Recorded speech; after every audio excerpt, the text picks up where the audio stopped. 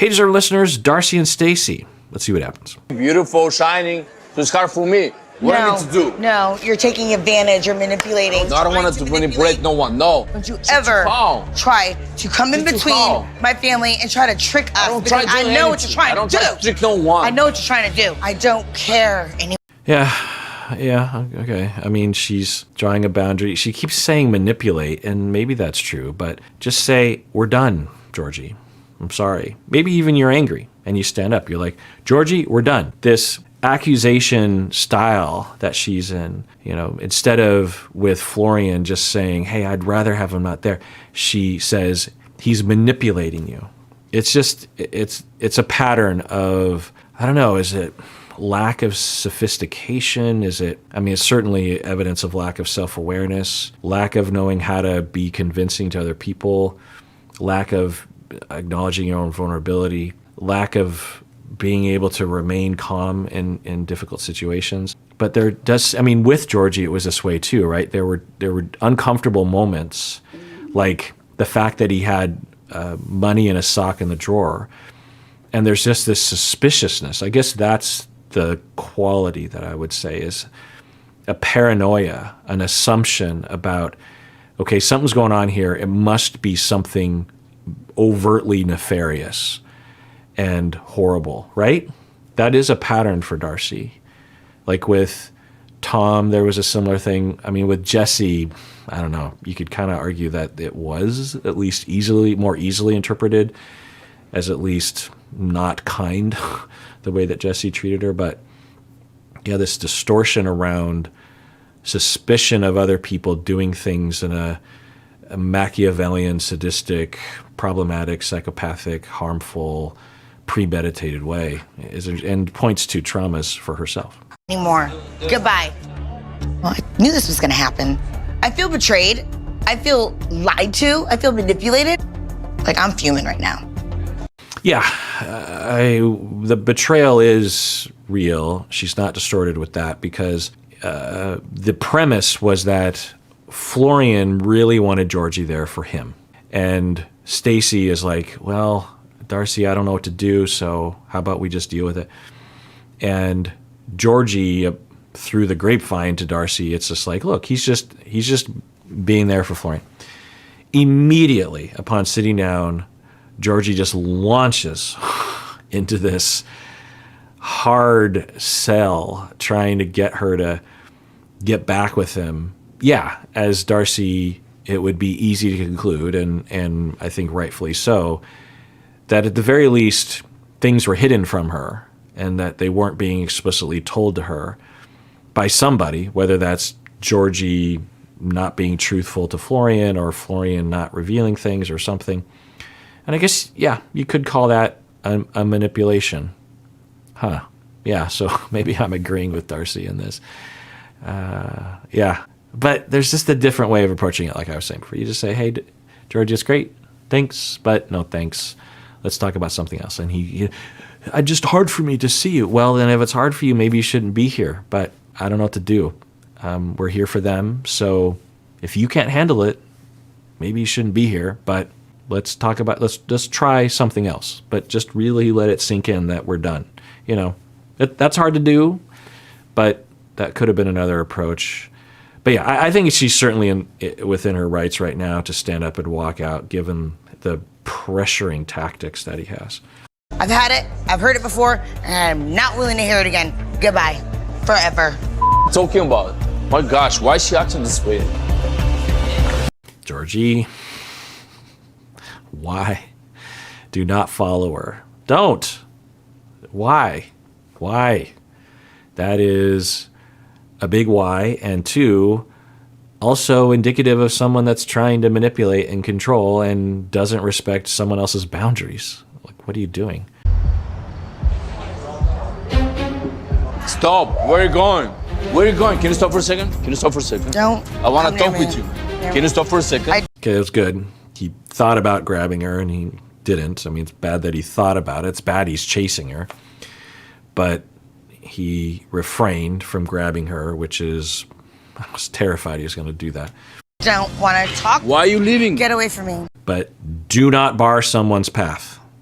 that is arguably a crime. It's a harsh word, but you can't imprison someone. You can't forcefully prevent people from getting away from you or, going along their way. And it is a male thing that men will feel like they're capable of. Of course, there are women who do this. We saw, all the way back with Nicole and Azan, that Nicole did this very thing to Azan, and that's not okay. But it's particularly not okay when you have physical power over someone else and also the power of society on your side, essentially, to intimidate women. This is a really bad look for Georgie. I don't want to talk to you. This is your fault. He's still not going to open the mouth. I'm thinking he's move on. Well, he did. Bro, what you gonna do? Okay, so yeah, Florian, we can just use it as a jumping off point. Florian could say, oh my God, you're right, Stacey, and I'm so sorry about this. I had no idea. I thought he was going to be cool, but clearly he didn't tell me the full story. Yeah, I guess you could argue this is my fault, but I'm telling you, when I was meeting with him, he didn't indicate any of this stuff. But you're right, I shouldn't have invited him, but I didn't know. But I'm sorry, and I'll apologize to Darcey. But instead, it's defensiveness. Fired. You understand? You're gonna sabotage our wedding. Ah, God. Are you understand? Are you speak English? Yeah, I think he feels like there's some legitimacy to the criticism, and he doesn't know how to react, so then he goes on the attack. We've seen this before. I don't do this in purpose, and this is not my intention. My intention to be everybody together, to be happy. Well, your plan backfired. It's just not my fault. Georgie don't like to listen. Only fall. Yeah, and they seem de-escalated by the time they're doing this interview. But all you gotta say is I do take responsibility for not seeing it, and maybe there were signs, and I do take responsibility for really forcing the situation. But I'll tell you, I did not know he was going to do that. We've all been tricked by Georgie, mainly me. I feel hurt myself. So, but yeah, you're right that I shouldn't have done that. But I'll tell you, I didn't. Just instead of defensiveness and then accusations towards Stacey. Now, Stacey could also give Florian the benefit of the doubt and say and this is so using it as a jumping off point when we're under stress. We sometimes, if you lack differentiation or you're confused or something, or you have a bone to pick, because I think they have a bone to pick with each other, and they're triangulating the Georgie issue into that. They would independently just have issues with each other along these lines. But for whatever reason, you just don't listen to each other. You don't give each other the benefit of the doubt. For Stacey, she could give him the benefit of the doubt or just be kinder and say, yeah, well, Florian, I want to blame you for this, but I'm hearing that you didn't know, and I hear that, and it's not your fault that Georgie tricked you or didn't reveal to you that he wanted to do that to Darcey.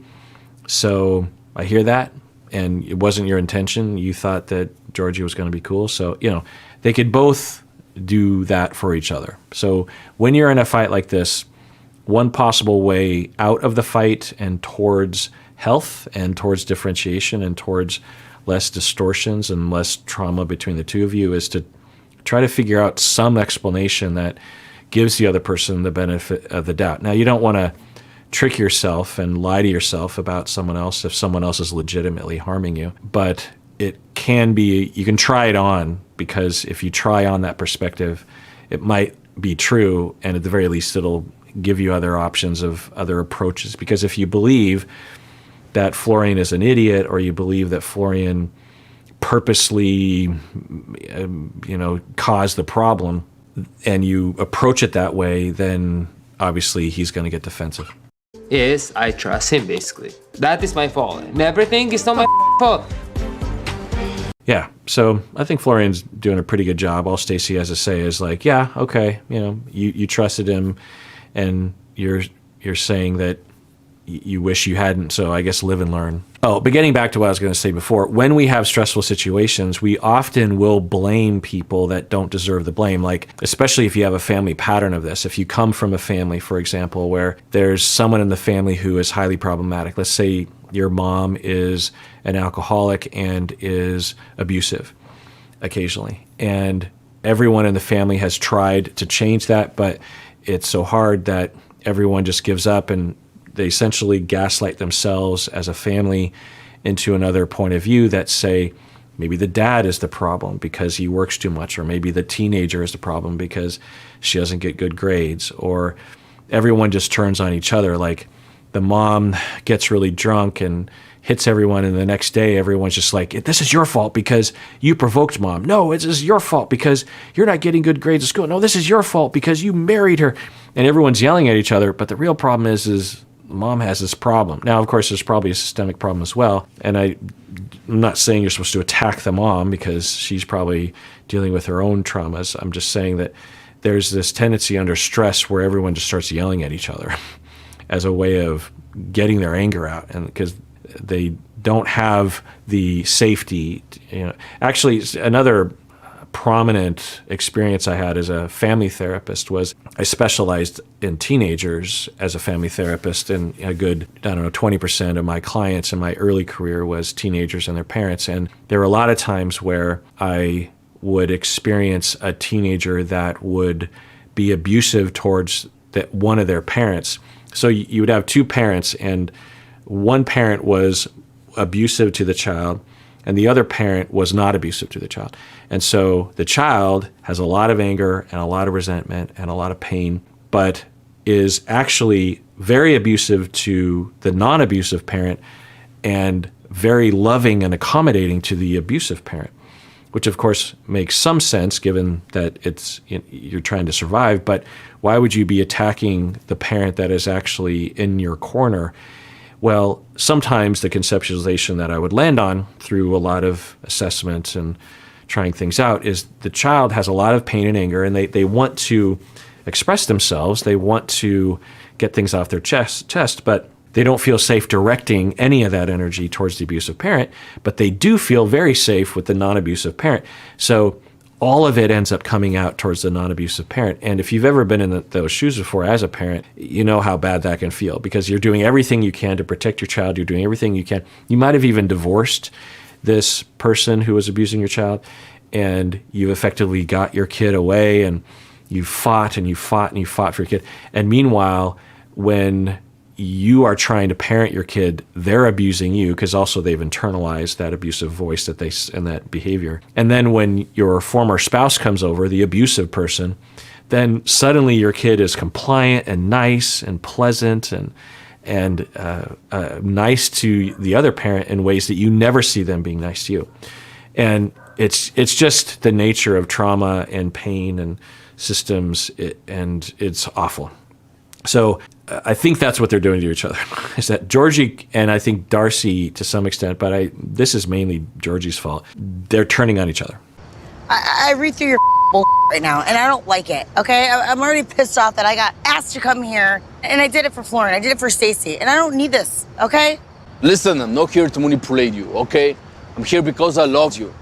I tried to get information from Florian because I want to see how is your dating life. Is this guy better than me? What, he bring you a fancy car for a dinner, that's it? Yikes. So this is a huge red flag for abuse and control. It's fine. You are hurt, you're jealous, your relationship with her is over, and I think has been for several months. So you feel like you have the right to yell at Darcey because she's dating someone. You feel like you have the right to know this information. So this is concerning. Bring you a fancy car for a dinner, that's it. Like being a fancy I'm car, glad it's about he's successful love. because I want to surround myself with an empowered person. And if you're Darcey and you truly don't want to be with Georgie, which I think is true, but I don't know. I could just imagine them literally sleeping together tonight because of the chaos of Darcey and her life, and I guess the two of them. So, if you're ever in a situation, you don't engage, you don't reward his kind of behavior, because if you do, it's just going to prolong the inevitable. If you're truly done with the relationship, you can't engage in this kind of interaction, or it's not recommended.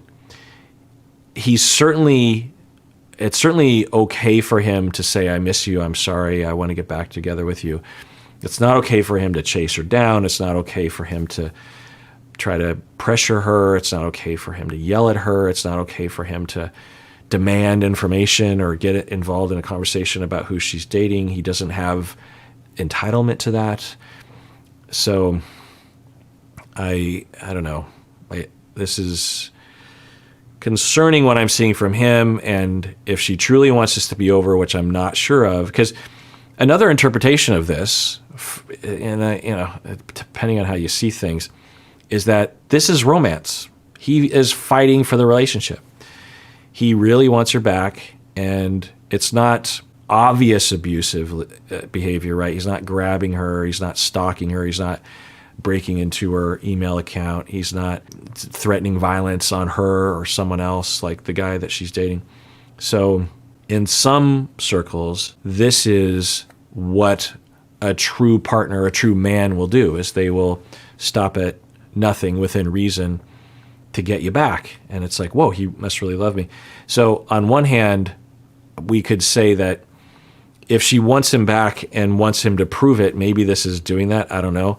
But on the other hand, if you ever see this kind of behavior and you have a history of responding to this and you regret that, know the difference between someone that loves you and respects your boundaries and is not bulldozing you, and someone who loves you and wants to be with you but doesn't respect your boundaries and doesn't care about your autonomy and believes in themselves to be entitled to have control over things over you. You know, both of those people could legit love you and want to be with you, but one person is not abusive and the other person is. If you don't know, you don't know this guy. I know you more than everybody knows you. No, you actually don't.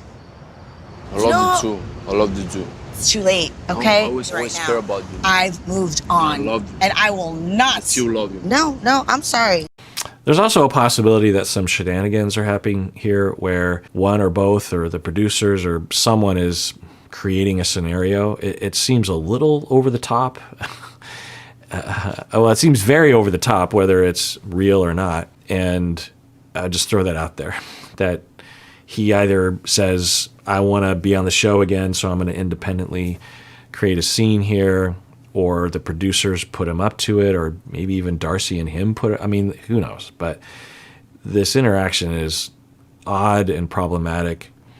Now, if this is just an outburst of this behavior and he learns his lessons, Darcey draws a boundary, and Georgie wakes up the next morning, maybe he's intoxicated, I don't know, and says, oh my God, I'm so sorry, I'll never do that to you again. I'd love to just be cordial, but I swear I won't ever do that to you again. I've now, I don't know, for some reason I thought that you'd be convincible. It was stupid of me, and so I'm sorry. You know, maybe he'll see that. That's a possibility. It's done. Got it? Come on, Darcey, where are you going? Stop acting like that. Nobody wanted this conflict. Where are you going? It's pretty sad, honestly. And if this is accurate and it's legitimate, then, you know, he misses her and he's sad and he is having trouble moving on. He's suffering from grief, and that happens. And sometimes you do stuff like this when you're wanting someone back. It was short of being obviously abusive, but it was certainly in that direction. That's not okay. But at the core of it, if this is legitimate, is someone who's just really sad, and that happens. But it's not a good look.